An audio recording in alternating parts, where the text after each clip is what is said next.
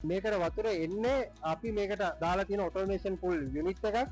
Temperature එක මේකේ වැඩි වෙන වෙලාවකදී මේක මිස්ටින් සහ මේ ෆෑන් ඔන් වෙන ඕන වෙලාවේදී මේ මෝටරේ ඔන් වෙන්නේ ඔටෝ. එතකොට අවශ්‍ය වතුර ටික මේකට ඇවිල්ලා මේ සර්කියුලර් ස්පෑන් හරහා මේකේ තියෙන ජල වාෂ්ප එහාට දාලා මේක ඇතුලේ යම් කිසි රසයක් හීට් එක වැඩි නම් එක්සෝසස් හරහා මේකෙන් එළියට දානවා. ඒක තමයි මේකෙන් වෙන්නේ. ඒවට යුනිට් ගාලා තියෙනවා. මේ තියෙන එකක් අපේ පැකට් එකට ගාලා තියෙන සෙන්සර් එකක්. මේකෙන් අපිට පුළුවන් සොයිල් එකේ මේ මීඩියා එකේ pH අගය EC අගය ඒ වගේම තමයි NPK අගය මේකෙන් බලා ගන්න පුළුවන්. ඉතින් අපි මේක සම්බන්ධ කරලා තියෙනවා. ඒක අපිට ෆෝන් එකෙන් බලා ගන්න පුළුවන්. මම ඔයාලට පස්සේ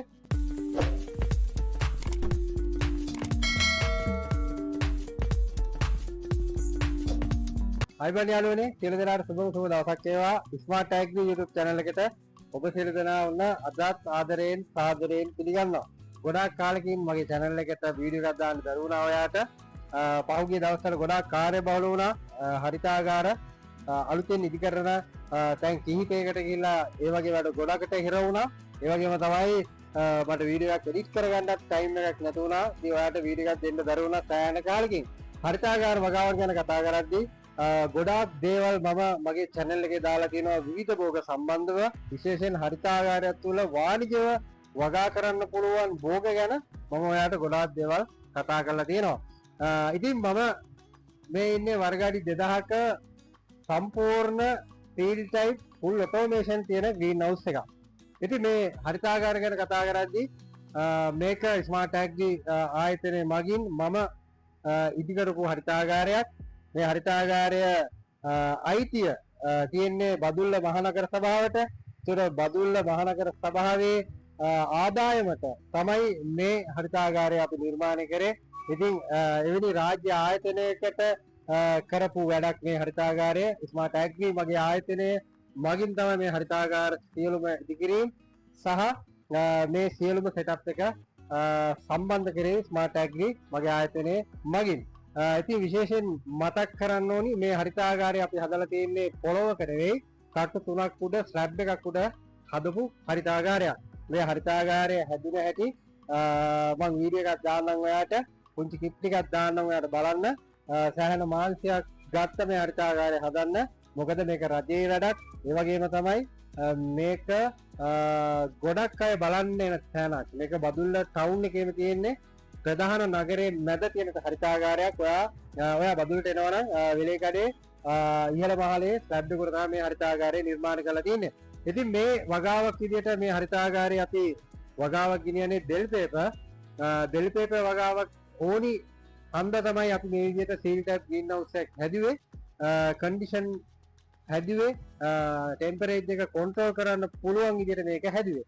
විශේෂයෙන් ඔයාලට පේනවා මේක සම්පූර්ණම කර්ව් එකට තියෙන ආච් එකක් තියෙන සීල් ටයිප් හරිතාගාරයක්.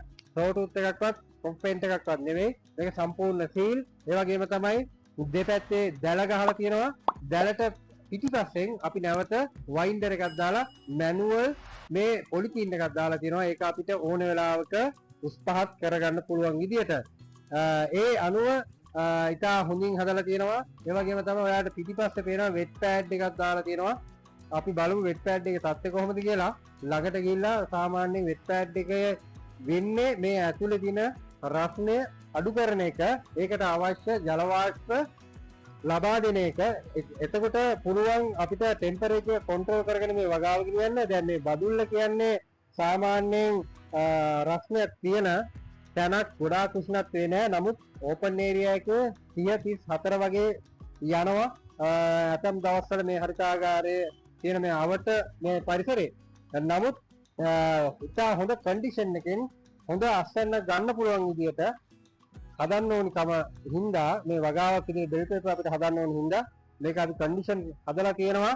ඒකට අපි වෙට් පෑඩ් එක භාවිතා කරලා තියෙනවා. ඒ වගේම මේ වගේ සර්කියුලර් ස්පෑන් භාවිතා කරලා තියෙනවා.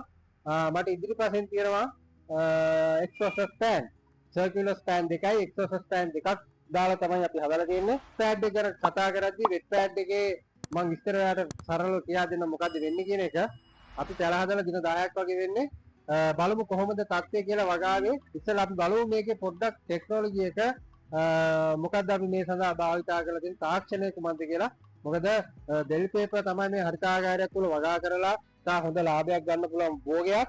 මිල අඩු වීම වැඩි වීම මත මේකයි අපිට ලාභය අඩු වැඩි වෙනවා. නමුත් ඉතා හොඳ ලාභයක්.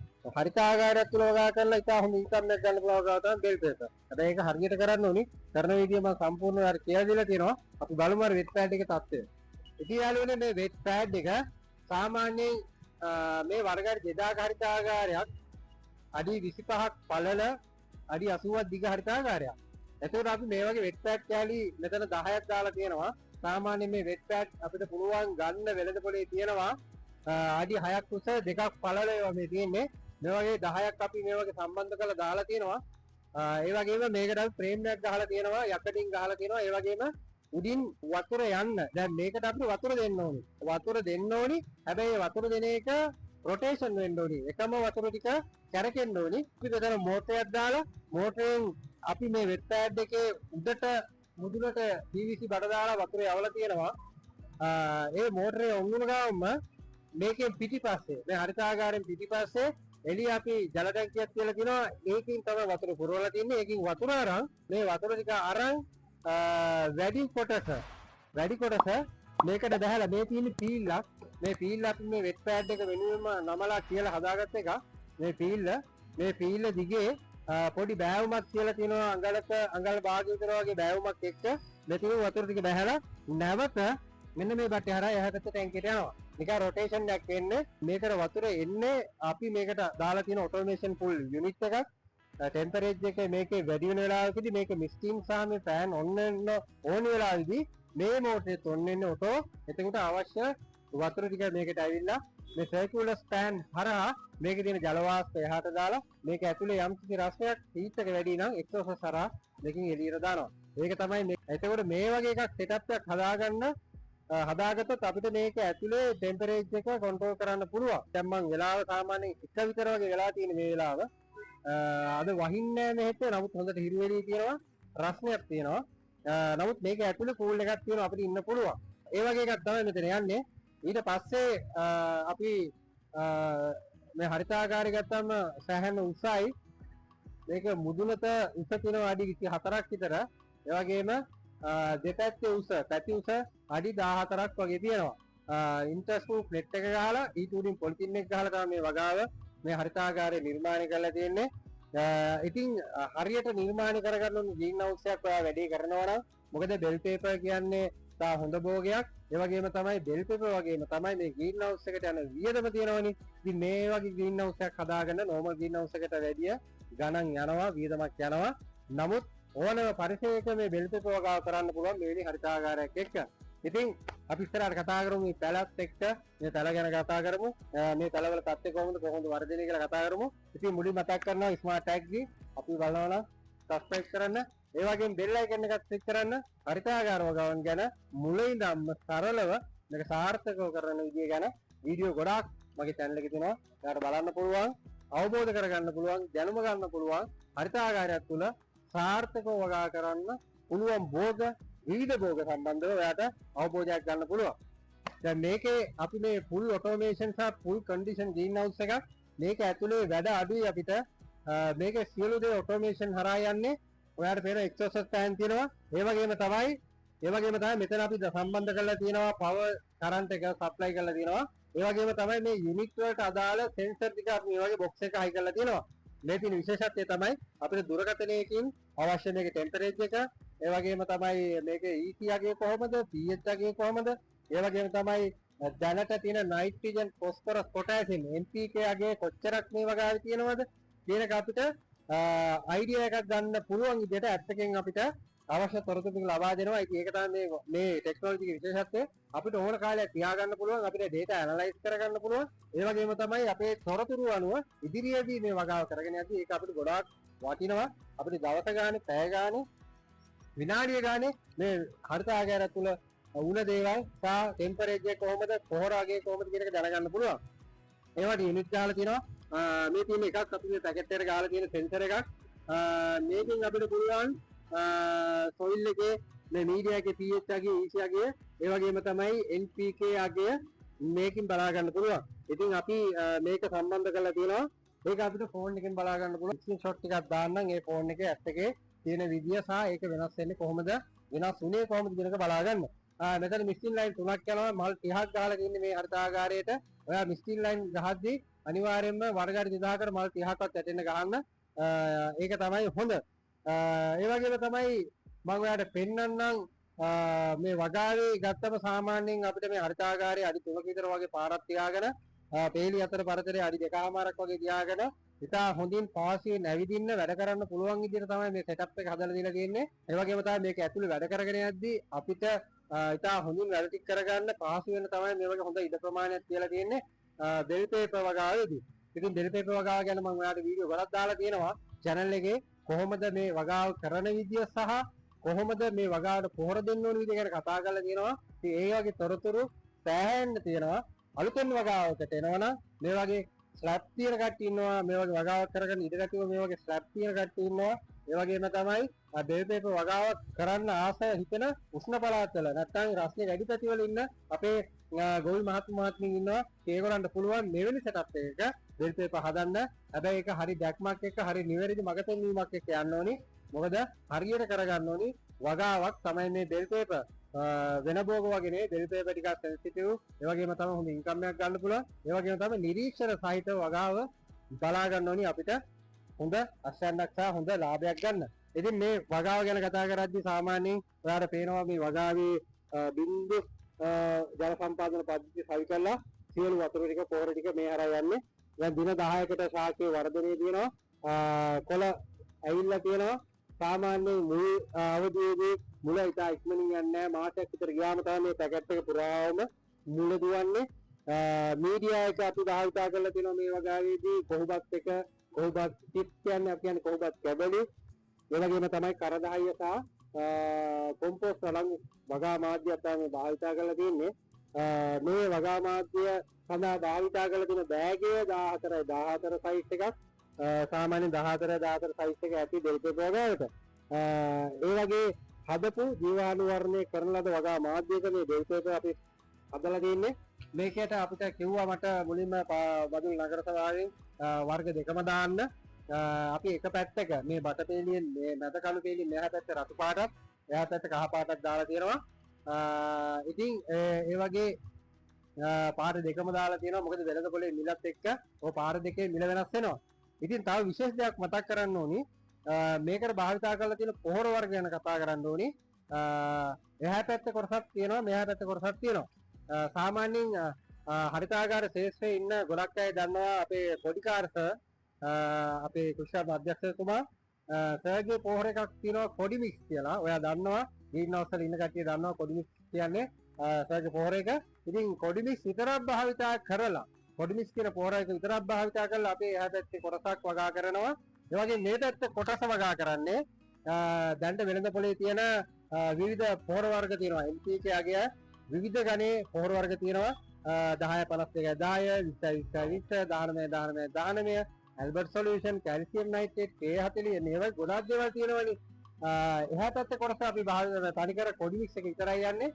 මේ පැත්තේ කොටස අර කියන 10 52 10 K40 ඇල්බර්ට් සොලියුෂන් එක වගේ විවිධ පොහොර වර්ග කවලමක් එකතු කරලා යන වගාවක් මේ පැත්තේ තියෙන්නේ. ඉතින් බලමු සර්ගේ පොහොර එක සහ මේ පොහොර එක අතර වෙනස කොහොමද කියලා. කොඩි මික්ස් විතර එහාට යන්නේ මේ පැත්තට අර වගේ කියන පොහොර වර්ග කිහිපයක් යනවා. ඒ වගේම තමයි දිලීරනාශක කෘමිනාශක සහ මේකට දිය කරලා පොට් එකට දාන්න තියෙන දිලීරනාශක මේ දෙපැත්තටම යනවා. ඒ වගේම තමයි ඒක අපි බලලා සතියෙන් සතිය හෝ අවශ්‍ය දින අනුව බලලා කාලසටහනක් අනුව මේ වගාවට ස්ප්‍රේ කරනවා. ඉතින් ඒ වගේ මූලික අපි කරන්න ඕනි වැඩ ටික දැනගෙන ඉන්න ඕනේ මේ හරිතාගාරයත් තුළ පොහොර වර්ග ටික, ඒ වගේම දියර පොහොර වර්ග ටික, ඒ වගේම තමයි දිලීරනාශක කුමිනාශක ටික. ඒ ටික අපි හරි අවබෝධයක් තියෙන්න ඕනි. මොකද මේවා ගෙනන ආයතන ගොඩක් ලංකාවේ තියෙනවා. විවිධ ආයතන විවිධ වර්ගයේ වගේ එනවා. ඉතින් අපිට හිතා හොඳ වර්ගයක් භාවිතා කරන්න ඕනි. මොකද අපි මේකට ලොකු මුදලක් යට කරලා තමයි වගාව ගෙනියන්නේ. ඉතින් ලොකු මුදලක් යට කළ වගාව ගෙනියනවා නම් අනිවාර්යෙන් අපිට අවසාන හොඳ ප්‍රතිඵලයක් ලැබෙන්න ඕනි. ප්‍රතිඵලය ලබා ගන්න නම් අනිවාර්යයෙන්ම නිරීක්ෂණ සහිතව මේ වගාවට අවශ්‍ය තියෙන පොහොර ටික දෙන්න ඕනි. ඉතින් ඒ වගේ වගාවක් තමයි මෙතන යන්නේ. ඉදිරියේදී මම ඔයාලට මේ වගාව සම්බන්ධ සියලු විස්තර ගේන්නම්. මුලින්ම මම මේකට අවුරුද්දක් විතර අපි කන්සල්ටින් එක කරනවා මේ ක්‍රොප් එක ඉවර වෙනකන් බලමු එතකොට කොහොමද මේ වගාව තත්ත්වය කියලා. ඉතින් ආධාරක නූල් සම්බන්ධ කරන්න තියෙනවා තව. ඉතින් මේ මූලික වැඩ ටික කරන්න අපි ඉන්නවා. මම ඔයාලට පෙන්නනම් අපේ මේ ආරක්ෂක කුටියේ තියෙන යුනිට් ටික සහ ඒකට අවශ්‍ය මොනවාද කියන එක. මොකද ඒක දැනගන්න ඕනි උසස් තාක්ෂණයත් එක්ක හරියට මේ වැඩේ කරනවා නම් අපිට ඉතා හොඳින් මේ වගාව ගෙනියන්න පුළුවන්. මම යුනිට් එකේ මේක පෙන්වන්න ඔයා එන්න මෙහෙට බලමු කොහොමද මේක වගාවත් එක්ක කොච්චර එක සාර්ථකද කියන එක. දැන් මේ වෙලේ දවල් 1යි වෙලාව මම මේ මිස්ටින් ලයින් එකයි මේ ෆෑන් ටිකයි ඕෆ් කරලා තියෙන මේ වීඩියෝ රෙකෝඩ් එක ඉඳලා මේ වීඩියෝ කරන්න ඕන ඉඳලා නැත්තම් මේ වෙලාව වෙද්දි අනිවාර්යෙන් තුන් කාන්තර ගමනක් මේක ඔන් වෙලා තියෙනවා. ඒ වගේම තමයි දැන් මේ එක්සෝසස් ෆෑන් එක ගද්දි මේ අඩි 3.2 ඒ වගේ ෆෑන් දෙකක් අපි දෙපැත්තට දාලා තියෙනවා. මේ වර්ග අඩි 2000කට ඔය වගේ දෙකක් ඇති. ඒ වගේම තමයි මෙතන එළියට ආවට පස්සේ අපි ප්‍රධාන යුනිට් එක තියෙනවා. මේ ප්‍රධාන යුනිට් එක බලමු. ප්‍රධාන යුනිට් එක බලලා දැන් ඔයාලට මම කියන්නම් මෙතන. ඉතින් යාළුවනේ මේ තමයි මේ අපේ හරිතාගාරයට යන්නේ ඉස්සෙල්ලා කොරන්ටයින් රූම් එක තියෙනවා. ඉතින් මේ රූම් එකේ තමයි අපි මේ යුනිට් එක සම්බන්ධ කරලා තින්නේ. මේ ප්‍රධාන මේ බට් ලයින් එක යන්නේ අපේ ෆර්ටිගේෂන් එක. අපිට දාන පොහොර වර්ග, දියර පොහොර වර්ග ටික, ඒ වගේම තමයි දිලීර්නාශක මේ ඇරෝස් වලින් හරහා, ඩිපර්ස් වලින් හරහා බිමින් අපි දෙන පොට් එකට යන ලයින් එක මේක. ඒ වගේම තමයි මේක ෆිල්ටර් මිස්ටින් ලයින් එකට යන ලයින් එක. මේ මිස්ටින් ලයින් එකේ ලයින් එකයි මේකයි අපි මෝටර් දෙකකින් සම්බන්ධ කරලා තියෙන බිම. මේ ෆර්ටිගේෂන් එක යුනිට් එකක් අපි හයි කරලා තියෙනවා මේකට. මෙන්න මේ ඒ වගේ යුනිට් තුනක් තියෙනවා මෙතන. මේ පළවෙනි ස්විච් එකේ තියෙන්නේ යුනිට් එක අස්සේ තියෙන්නේ මේ ප්ලග් බේස් එක තමයි අපි එඩි කරන් තියෙන්නේ. මේ පවර් එක දෙන්න ඕනි හින්දා මෙතන දුන්නාට පස්සේ ඇතුලේ මම ඔයාලට කලින් පෙන්නපු යුනිට් එකෙන් හොස්පෝට් හරහා මේ දෙන්න සම්බන්ධ වෙනවා. සම්බන්ධ වෙලා අපි අවශ්‍ය ඇප් එකෙන් අවශ්‍ය ඩීටේල් ටික දුන්නාට පස්සේ මෙයා ඒ ඕන විදියට යවනවා. උදාහරණයක් විදියට ගත්තොත් අපි උදේ 7ට මේ ටැංකියේ පොහොර දිය කරලා තිබ්බොත් උදේ 7ට අපිට යවන්න ඕන නම් අපිට ඒක ෂෙඩියුල් කරගන්න පුළුවන්. දවල් යවන්න ඕන නම් දවල් යවන්න පුළුවන්. ඒ වගේම හවස යවන්න ඕන නම් හවස යවන්න පුළුවන්. ඕන වෙලාවකට ඕන මේක ෂෙඩියුල් කරගන්න පුළුවන් අපිට ඕන වෙලාවකට. ඒ වගේම තමයි මේ දෙවෙනි එකට තියෙන මිස්ටින් ලයින් එක. මිස්ටින් ලයින් එකෙත් මේ මෝටරේට හරහා උඩ මිස්ට් එක දුවනවා. මිස්ට් එක දුවන්නේ ඕනවට එපාවට නෙවෙයි. අපි මේකට දීලා තියෙනවා මේක කොයි වෙලේද ඔන් වෙන්න ඕනි, කොච්චර වෙලාවක් තියෙන්න ඕනිද, කොයි වෙලේද ඕෆ් වෙන්න ඕනි කියන එක මේක අපි යුනිට් එකට දීලා තියෙනවා. ඉතින් අවශ්‍ය ටෙම්පරේචර් එක කන්ඩිෂන් එක හැදුනාට පස්සේ මෙයා අවශ්‍ය දේ ඔටෝ කරගන්නවා. මේ තියෙන්නේ එක්සෝසස් ෆෑන් එකේ ඒකත් එමය එක්සෝසස් ෆෑන් සහ සර්කියුලර් ෆෑන් සහ වෙට් පෑඩ් එකේ තියෙන මෝටර් තුන වෙට් පෑඩ් එකේ තියෙන මෝටරේ දුවන්නේ මේ යුනිට් එක හරහා. මේක ඕන වෙලාවක අවශ්‍ය වෙලාවක මේක හැම වෙලේම ඔන් වෙන්නේ නැහැ. මේ ග්‍රීන් හවුස් එකට අවශ්‍ය කන්ඩිෂන් එක හදන්න ඔන් වෙනවා. ඊට පස්සේ හරි ටෙම්පරේචර් කරාවට පස්සේ මෙයා ඒක ඔෆ් කරනවා. ඒ වගේ මේ යුනිට් එකෙන් සරල වුණාට මේක ලොකු දෙයක් වෙනවා. ඒවට අවශ්‍ය පවර් එක දෙන්න, ඒ වගේම මේ යුනිට් වලට පවර් දෙන්න අවශ්‍ය ප්ලග් ෂොප් ටික හයි කරලා තියෙනවා. ඒ වගේ ටිකක් තමයි වෙන්නේ. ඇතුලේ මේ වෙලාවේ එක්සෝසස් ඔන් නැහැ. දැන් එක්සෝසස් ඔන් කරන්න පුළුවන්. දැන් මේ ස්විච් එක ඔන් කරපුවාම එක්සෝසස් ඔන් වුණා. දැන් අවශ්‍ය වෙලාවේදී මේක ඔෆ් කරගන්නවා. දැන් අපිට මේක මැනුවල් දාන්න පුළුවන්. ඔටෝ දාන්න පුළුවන්. මැනුවල් දාන්න තමයි මේ ස්විච් දාලා තියෙන්නේ. අපි ඉතින් මැනුවල් දාන්නේ ඔටෝ දාන්නේ. ෆර්ටිගේෂන් එක, මිස්ටින් ලයින් එක, එක්සෝසස් ලයින් එක අපි ඔන් කරලාම තියෙනවා. ඇප් එකෙන් ඒක ඕන වෙලාවක අඩු වැඩි කරගන්න පුළුවන්. මම මේ ඇප් එක රන් වෙන විදිය ස්ක්‍රීන් රෙකෝඩර් එකක් මම අර දාලා කියන්නම් බලන්න. ස්පීඩ් රෙකෝඩින් වල බලා ගන්න පුළුවන් මේකේ තොරතුරු ටික. VCA ගේ, PH ගේ, ඒ වගේම NPK ගේ සහ ස්නක්ය බලා ගන්න පුළුවන්. ඒක එදා විතරනේ මේක අපිට ලයිෆ් ටයිම් ඒ ඩේටා එක තියා ගන්න පුළුවන් ඕන විදියට කරගෙන යන්න. ඉතින් ඒ වගේ යුනිට් කීපයක් සම්බන්ධ කරලා මේ වගේ අපි මේ හරිතාගාරය කරගෙන යනවා. දැන් ඔයාලට පේනවා ඉතා හොඳ ස්ක්‍රීන් එකට හරියට මේ වැඩේ කරගෙන යන්නේ. දැන් දවස් 10ක් විතර වුණ පැලමේ තියෙන්නේ. මේ වගාව සාර්ථකව කරගන්න ඕන විදිය, හරියටම කරගන්න ඕන විදිය ඉදිරියේදී අපි කතා කරමු. නමුත් වගේ channel එක කරා ඔයාට මම කියලා දීලා තියෙනවා සාර්ථකව මේ වගාවක් කරන්න ඕන විදිය. ඉතින් ඔයාටත් මේ වගේ හරිතාගාරයක් ඉදි කරගන්න, ඒ වගේම තමයි හරිම වගා උපදේශක හරියටම මේ වගාව ගෙනියන්න අවශ්‍යතාවය තියෙනවා නම් මෙන්න මේ අංකයට WhatsApp කරන්න. ඔයාට අවශ්‍ය තොරතුරු ගන්න පුළුවන්. ඒ වගේම ස්මාර්ට් ටැග්වි මගේ YouTube channel එක subscribe කරන්න. මෙවැනි වගාවන් ගැන හරියටම ඔයාලට දැනගන්න පුළුවන් අපි ආ සම්බන්ධ වෙනවා. එහෙනම් යාළුවනේ ආයෙත් දවසක හමු වෙමු. තවත් වගාවකින් ආයෙත් දවසක හමු. එතෙක් සුබ දවසක්. ජය වේවා. ජීවන්න.